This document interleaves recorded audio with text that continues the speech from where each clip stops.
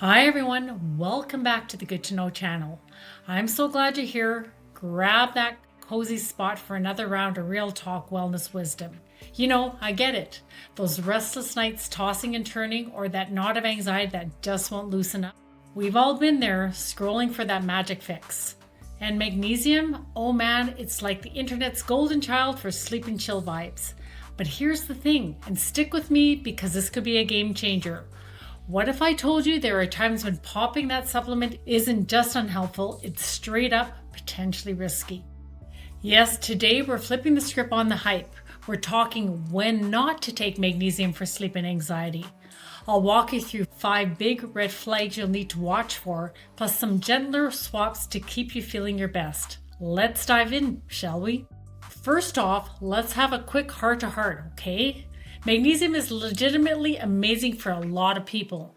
I'm talking your legs finally stop doing the midnight Charleston, brain stops doing 3 a.m. doom scrolls in your head, and you actually wake up feeling like a human instead of a zombie who lost a fight with its pillow in the middle of the night. I've heard the comments where magnesium glycinate has changed my life, and I celebrate every single one of those wins with you. But, and this is a big neon flashing but, it's not a magic bean for everyone. Your body's not a TikTok comment section where one size fits all actually works for everyone. We've got different kidneys, different medications, different hormone roller coasters, different everything. And when magnesium walks into the wrong body part wearing the wrong outfit, it can go from chill vibes to, oh no, why is my heart doing the Macarena at 2 a.m.? I've read thousands of comments such as, I took 400 milligrams and spent the entire night in the bathroom. Felt super calm, then almost passed out getting out of my bed. My doctor yelled at me because I'm on 3 blood pressure medications. Thought it would help pregnancy, insomnia, ended up with contractions at 28 weeks. Unfortunately, my heart breaks every time I hear that. Because you're just trying to feel better. You weren't trying to win the who can scare themselves the most award. So before we touch on the big 5 do not take it scenarios, promise me this. If you got any health issues going on, such as kidney issues, heart medications, gut issues, pregnancy, low blood pressure, literally anything that's made a doctor go, pause on the Amazon cart for buying magnesium. Screenshot this video, email it to your doc, and have a 30-second conversation. It's not about fear, it's about not accidentally turning a helper into a saboteur. Cool? Pinky swear right now with me. All right, let's get into the 5 times you need to pump the brakes on magnesium. Warning number 1, if you've got kidney issues, hands off of that bottle, seriously. Your kidneys are like a filtration squad, flushing out excess minerals to keep everything balanced. When they're not firing on all cylinders, like with chronic kidney disease or even temporary stones, magnesium can build up within your blood. We're talking nausea, drowsiness that turns into full-on fatigue, or worse, irregular heartbeats. I personally remember a friend who swore by magnesium glycinate for anxiety, but after her labs came back showing strain on her kidneys, her doctor was like, oh, we need to hold off on the magnesium supplements until we get this figured out and your kidneys are back in fighting shape. It's heartbreaking how something meant to help can overload the system.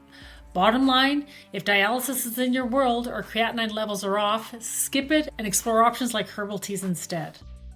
Moving on to red flag 2, you're on certain heart medications, this combo could spell trouble. Think blood pressure pills like calcium channel blockers that relaxes your blood vessels, or diuretics which helps your body flush out extra salt and water. Magnesium can map up their effects, potentially taking your blood pressure too low or messing with your heart's rhythm. Picture this, you're aiming for calm but ended up lightheaded and dizzy, which spikes anxiety even more. Oof, right? It's like inviting the villain to the party. One study I dug into showed that folks on these medications had higher risks of hypermagnesemia. Fancy word for too much magnesium floating around. Relatable? Totally. If your medicine cabinet has medications such as furosemide, flag it with your pharmacist. They might suggest monitoring or switching to food sources like spinach in moderation. Okay, warning number 3, and this one's a gut punch, pun intended. If digestive drama is your daily companion, magnesium might crank it to 11. We're talking laxative forms like oxide or citrate. They're notorious for loose stools, cramps, and bloating that kept you up all night instead of lulling you to sleep. Even the gentler types can irritate if you've got IBS or chronic constipation battles. One subscriber that I have, Sarah, messaged me about her stressful week, thought magnesium would ease her jitters, and ended up hugging the bathroom like it was her bestie. Not cute. The irony, what you take for relaxation ends up stressing your system even more. Pro tip, if your tummy's sensitive, test with tiny doses or pivot to magnesium-rich foods like pumpkin seeds, but only after green light from your gut guru. Number 4, low blood pressure already? Magnesium can send you spinning, literally.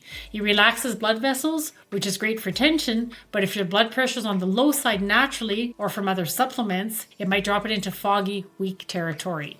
Symptoms like headaches, fatigues, or that the room's tilting feeling, not the vibe for bedtime wind down, especially if anxiety makes you prone to lightheaded spells anyway.